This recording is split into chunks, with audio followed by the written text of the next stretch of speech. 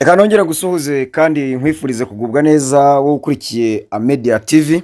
Jye wumva kuri mikoro Nitete Kamanzi. Uyanganira ijwi ntago rimeze neza. Ariko nizeye ko wumva nta kibazo. Tugarutse rero mu makuru. Tugarutse mu makuru n'ibiganiro kuri cryptocurrency. Uyu mwanya turibanda kuri Pi network nkuko bisanzwe, n'izindi nazo turaza tugenda tuzigarukaho. Ariko ndagira ngo twibande kuri update Pi yaduhaye nkuko benshi mwabibonye, ariko hakaba hari abatabibonye. Ubwo rero mwebwe mwabibonye, ni update ntoya ariko isobanuye ibintu byinshi cyangwa se ikintu kinini. Update ubwayo iragira iti Pi test now has an RPC server. This is a major step toward smart contracts being simulated, tested, and deployed. Ibi bisobanuye iki?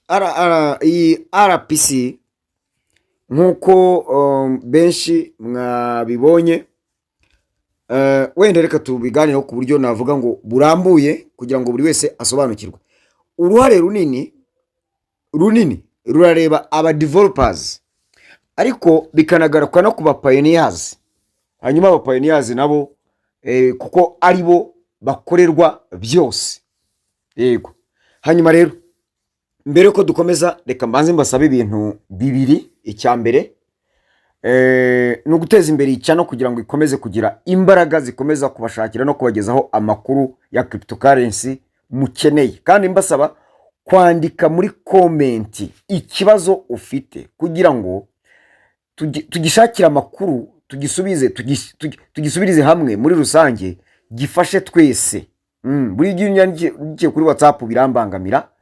Nyandikira kuri WhatsApp, hari abakwandikiraho kubera impamvu zifatika kandi zumvikana. Yego, ko hari umuntu ugira gutya akaguha nka link ati suzuma iki kintu, kandi ugasanga gifite umumaro. N'ubu mu minsi mike hari ibyo nza kubagezaho nabonye bishobora kuba bifite ahazaza kandi heza muri cryptocurrency mu kumayininga. No kumayininga murabizi ko intego yacu ari kumayininga. Hanyuma icyo nicyo nabasabaga, gukora subscribe wowe utarayikora, ugakanda like kuri buri nkuru cyangwa ikiganiro.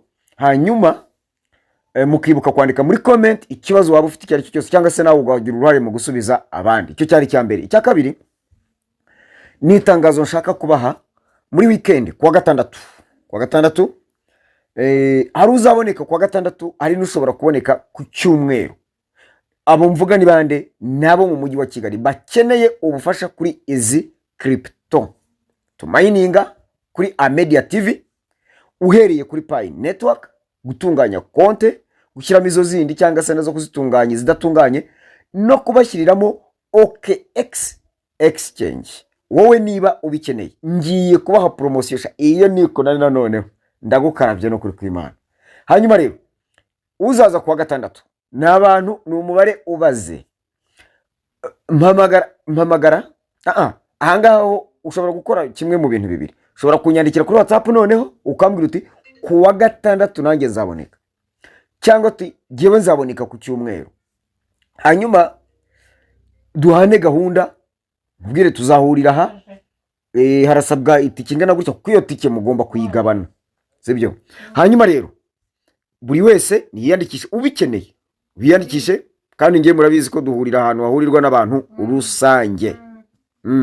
Hanyuma nzize mbafashe ibintu bive mu nzira, ko hari abantu niyo wabyigisha uti badashobora gupfa babikoze.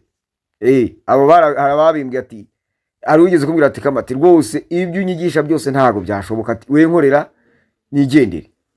Barahari rero bameze batyo. Hanyuma na babandi ntasoreje ibyo nagombaga gusoza kubera ko bitari byagakunze uwo mwanya, kubera ko batabonekaga, namwe mube tayari. Nimutaba tayari ubwo murakomeza gusigara kandi igihe kirabarangirana. Kandi mwibuke yuko turwana no kugira ngo tubone migration ya kabiri, ndetse n'abatunganyije ibindi abayibona bwa mbere. Ubwo nibirangiye katujye mu makuru noneho. Ubu buryo Pi yamuritse bwitwa RPC muri Pi network ecosystem, ifite akamaro kanini cyane kandi ni kimwe mu bintu by'ingenzi byateye imbere mu ntangiriro za 2026 cyane cyane muri testnet. Iyi RPC rero baratusobanura icyo ari cyo. RPC ni amagambo y'impine bisobanurwa ngo remote procedure call. Navuga ngo niba ni uburyo, reka wenda nifashishe aya makuru twakusanyije yabyo. Ni uburyo bwo guhuza aribyo bita bridge hagati y'ama application nka za dApps, za wallet cyangwa se n'ibindi bikoresho by'aba developers bikorera muri blockchain, guhuza na blockchain hanyuma muri Pi network. Ni ukuvuga ngo ni uburyo bwo guhuza ibikorwa byose bikorerwa muri blockchain, izaba ari wallets cyangwa se za blockchain za applications bikorerwa muri blockchain. Ubwo buryo bwo kubihuza nibyo bita remote procedure call. Hanyuma baratubwira ko bifasha aba developers kugira icyo bakora kuri blockchain ahandi babikora without needing to run a full node kuri za machine. Ni ukuvuga ngo utifashishije za node, iyi ngiyi ushobora kuyikoresha. Ni uburyo ushobora gukoresha ugakora ibikorwa byawe mu gihe ahandi byasabaga kuri za machine bisaba zisaba nodes ya buri gihe, ugasanga birasaba ngo nodes. Urugero nko gusaba amakuru ya account, gukora transaction cyangwa se guhererekanya amafaranga, kureba block data cyangwa se amakuru kuri data mu cyumba runaka, cyangwa kugerageza smart contract cyangwa se amasezerano y'ikoranabuhanga yikoresha. Akamaro rero k'ingenzi ka RPC muri Pi network harimo kwitabira smart contracts, kwitabira gukoresha smart contracts. Ese ari amasezerano yikora kugira ngo akoreshwe neza, bisaba iki, bikora bite, bifite akahe kamaro? Ibyo byose uburyo buragenda bukabishyira muri gahunda neza.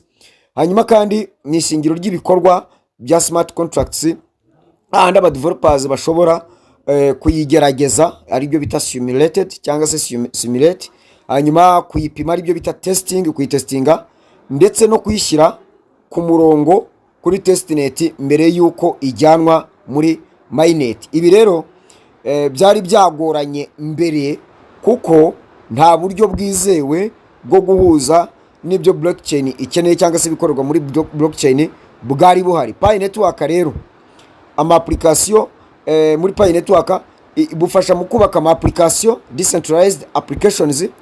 RPC kandi igafasha aba developers bamwe bubaka ama application kubaka no kugerageza izo dApps zabo zikomeye, harimo nka za NFT, marketplaces, hanyuma decentralized exchanges, escrow services, subscription systems n'ibindi bikoresho by'ingenzi bimenyerewe mu gukoreshwa muri blockchain aribyo bita utility driven apps. Ibi rero bizatuma Pi network igira ecosystem yuzuye, aho abantu bashobora gukoresha Pi mu buryo bw'ibikorwa bya nyabyo, ibikorwa bya nyabyo cyo bita real world asset cyangwa se real asset. Na makuru dukesha ikinyamakuru cyitwa AIinvest.com. Hanyuma rero korohereza aba developers, ubu buryo kandi bworohereza aba developers ku buryo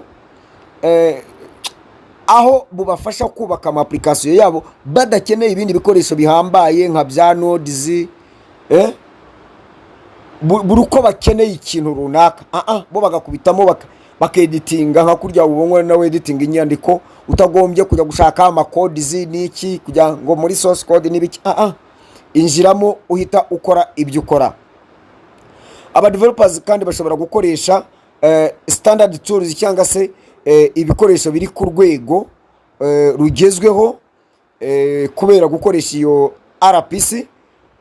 bikajya bageza gukora ikintu kiri ku rwego rwa web 3, hari abakubiyemo n'amabwiriza ngenderwaho mu kubaka izo application n'ibindi byose babikubiyemo, nk'uko bikoreshwa kuri Ethereum, kuri Solana n'izindi blockchains. Hanyuma rero baratubwira yuko ibi bigabanya igihe n'umurimo wo gutegura no kugerageza ama applications. Tubikesha ikinyamakuru tradingview.com.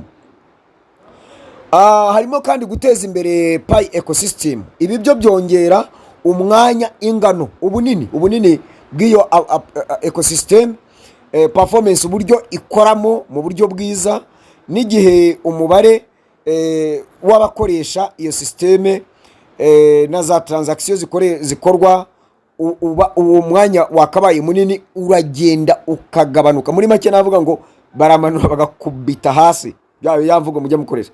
Bituma kandi abantu benshi cyangwa se aba developers baturutse ku ma chains atandukanye, ku zindi platforms zitandukanye, baza kuri Pi network vuba, kuko bazajya bakoresha ibikoresho basanzwe bazi cyangwa se bifite umumaro cyangwa se byihutisha umurimo. Ni intambwe rero ikomeye yo gufasha Pi mainnet kuba open cyangwa se gufunguka byuzuye, no gukora neza mu buryo bwuzuye.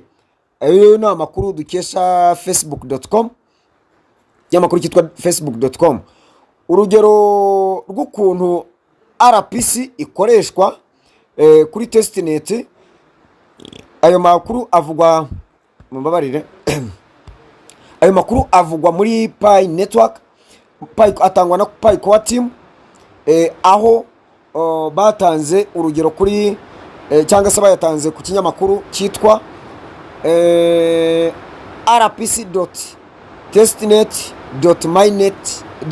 rpc.testnet.minepi.com.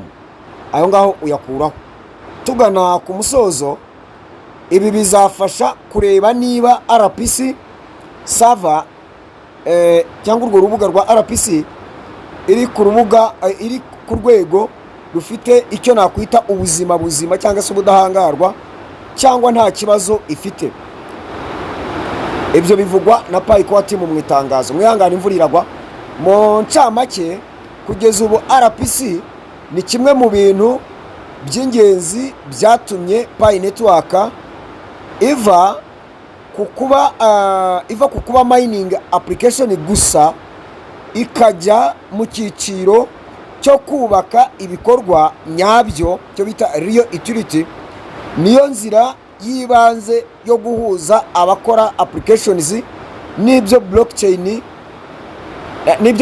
ikeneye cyangwa se ibikorwa bikorwa muri blockchain, kandi izatuma ecosystem ya Pi iba yuzuye, ikomeye, kandi ikoreshwa n'abantu benshi. Niba rero uri umu developer, barakurarikira kwitabira ibyo bikorwa byo kuzuzamo aho ngaho muri application yawe. Barakubwira ko ari igihe cyo gutangira kugerageza kuri testnet application yawe ikaba yujuje ibisabwa nk'uko itangazo n'amabwiriza abigenga atangwa na Pi Core team ari. Reka rero mbifurize kugubwa neza, mbashimire ko mwakurikiye, kandi mujye musangiza abandi aya makuru, hanyuma twubahirize ibisabwa kugira ngo tube duteguye buri kimwe cyose. Mugubwe neza, muhahe muronke, ndabakunda cyane. Amakuru nakagaruka. Ciao.